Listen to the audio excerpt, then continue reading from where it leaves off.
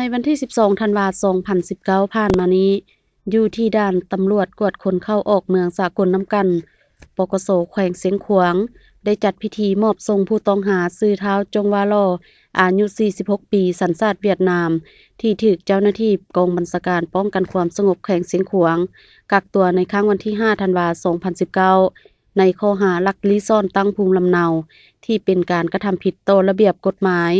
ของสาธารณรัฐประชาธิปไตยประชาชนลาว เจ้าหน้าที่ให้รู้ว่าท้าวจงวาลอและครอบครัวได้เข้ามาสาธารณรัฐประชาธิปไตยประชาชนลาว โดยการผ่านด่านสากลน้ำกัน ภายหลังเข้ามาแล้วแม่นมาพักเสาอยู่บ้านหนองน้ำเมืองคูนแขวงเสียงขวาง เป็นระยะเวลา 5 ปี จึงถูกเจ้าหน้าที่กองบัญชาการป้องกันความสงบแขวงเสียงขวาง กวดพบและเห็นว่าผู้เกี่ยวแม่นมีเจตนาลักลี้ซ่อนตั้งภูมิลำเนา อยู่สาธารณรัฐประชาธิปไตยประชาชนลาวแท้ ซึ่งผิดต่อระเบียบกฎหมายเลขที่ 59 ลงวันที่ 26 ธันวาคม 2014 ว่าด้วยการเข้าออกและคุ้มครองคนต่างประเทศอยู่สาธารณรัฐประชาธิปไตยประชาชนลาว ดังนั้นจึงได้จัดพิธีมอบทรงผู้เกี่ยว พร้อมด้วยครอบครัวจำนวน 5 คน เพื่อกลับคืนประเทศ โดยการกล่าวมอบของท่านพันโทบุญทวีเพชรละวัน รองหัวหน้าแผนกตำรวจกวดคนเข้าออกเมือง